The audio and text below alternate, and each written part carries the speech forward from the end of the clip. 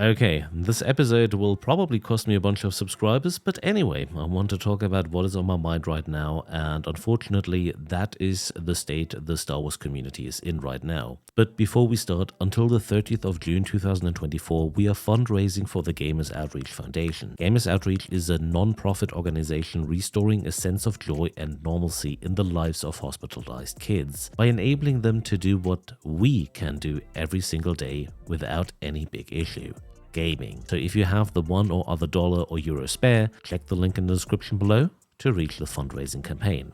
Thank you so much for your help, and now let's return to the topic. The Star Wars fandom was never a very easy space, not in the pre-Disney era and especially not in current times, though it did feel as if the Star Wars community was way more inclusive and tolerant before Disney took over and presented us with, let's say, their view on how Star Wars should look like. Disney has decided to continue Star Wars for, some would say, modern audiences, and while a franchise needs to develop and adapt over time to appeal to newer fans, Disney is, in my opinion, overdoing it by delivering something you would call the message a little bit too much and in a way that people feel lectured by said company. They're trying to deliver their message so hard they're literally annoying the fans with it and losing focus on the integrity of Star Wars and not even noticing that they are causing a huge mess in the overall continuity. Disney is clearly not doing themselves a favor, and either they are blind on the feedback they get or they just don't care. I feel it is both to some extent, and I'm not saying that diversity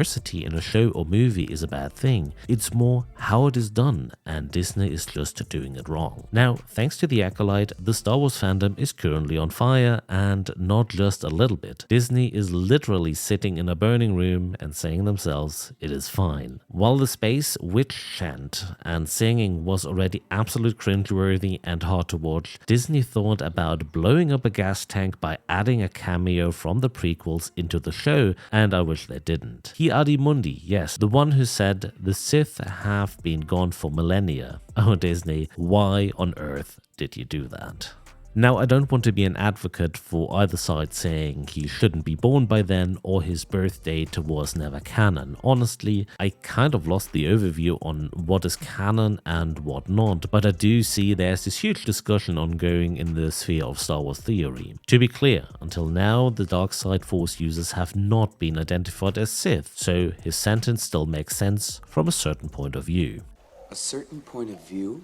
Still, it makes him look like an absolute idiot. Anakin having no mother, dark side Force users, sounds very familiar. He wouldn't just quit it with an impossible no Sith for millennia phrase. And there should have been information on this event in the archives of the temple. Unless he gets a reason to deny all of this in the later episodes of the season of the Acolyte, Disney just invalidated the entire character. To summarize, at the moment, the entire plot doesn't really make sense and just brings confusion and upsets many people. Disney will need to do something to get all this straight again by the end of the season. What I find worrying though is the state the Acolyte brought the fan community into. There are many channels discussing the issue with the Acolyte in detail, be it The Critical Drinker, Star Wars Theory, Robot Head, and many more, just to name a few which are very present on the X discussions. Some arguments do make a valid point, others are, in my opinion, a little bit over the top. However, fans have gone a step too far. Fans of old Star Wars and new Star Wars are attacking each other, and some are reacting like cultists whose god has been insulted for whatever reason. And no, George Lucas is no saint. Yes, he created Star Wars in the first place, but he also messed up many points and created things I don't really want to be remembered of. The Ewok adventure?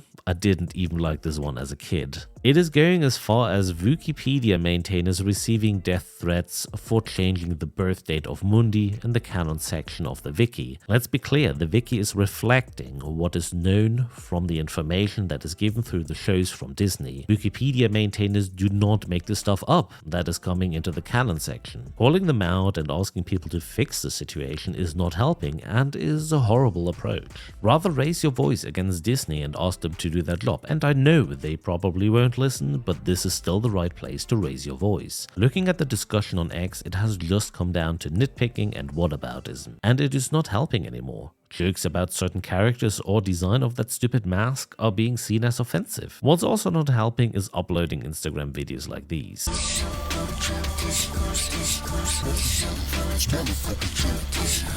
You're just trying to invalidate the discourse among the fans, and no, most don't complain about a female being in the lead or having a diverse cast. Most people complain that the plot is just rubbish. Star Wars fans shouldn't go against each other.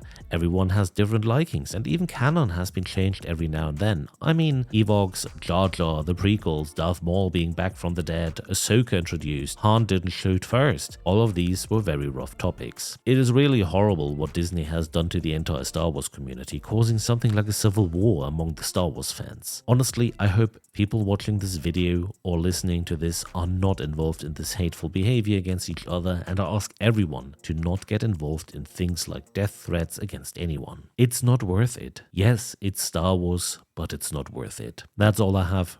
Thanks for listening. See you on the next one.